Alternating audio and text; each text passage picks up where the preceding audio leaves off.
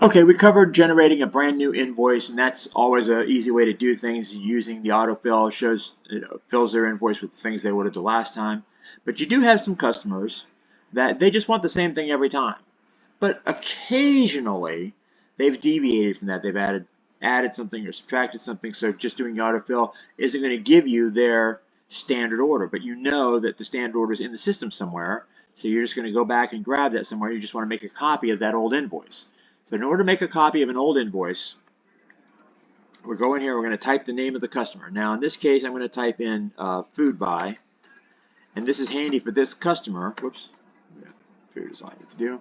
This is handy for this customer because I have 5 accounts on the University of Florida, and each one of these accounts is under the same header, this food buy header. So as you can see here, on October the 16th, we had 4 different accounts, and 3 of them are going to repeat their orders for the 23rd. So we've already made copies of this. You can see this 6888 is here, and they made a copy of that one. And the 14615 is the copy of that one. The 25696, that one's a copy of that one. They've already been copied, and they're ready to go. And this other guy, we've got 2 other accounts on campus.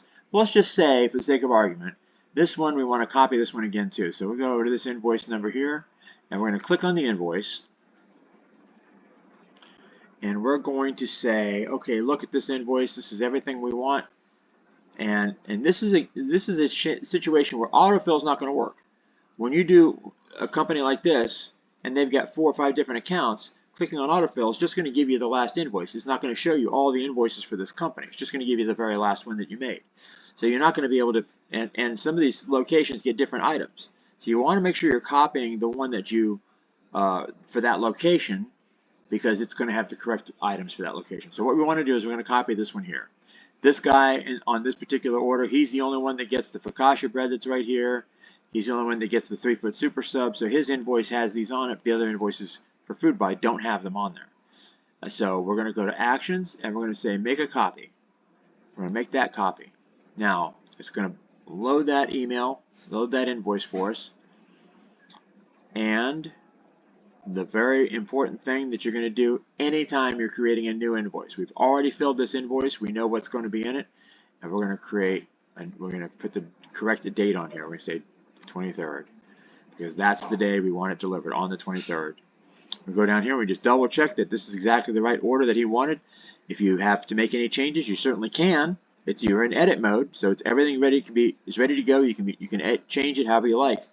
And sometimes that's useful. In this situation, like I say, this particular customer has some items on his invoice that the other invoices don't have, other invoices for food buy. So just generating an autofill isn't going to give you all those extra items.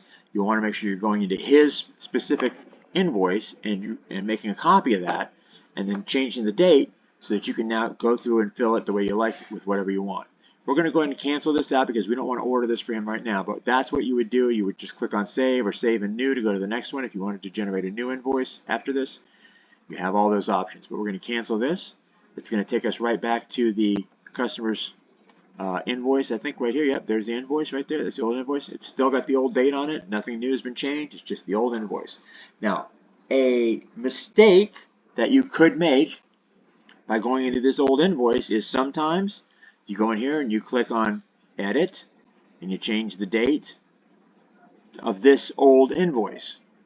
Yes, you will get your product on the date that you ordered this, but now you've expunged the other invoice and the customer's not going to pay you for that invoice.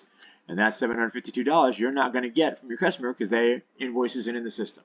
Maybe they'll pay it because you handed them an invoice when you showed up there, but the system's not going to recognize it and it's going to throw your accounts all out of balance. So what you want to do is you make sure you make a copy. Make copy right there.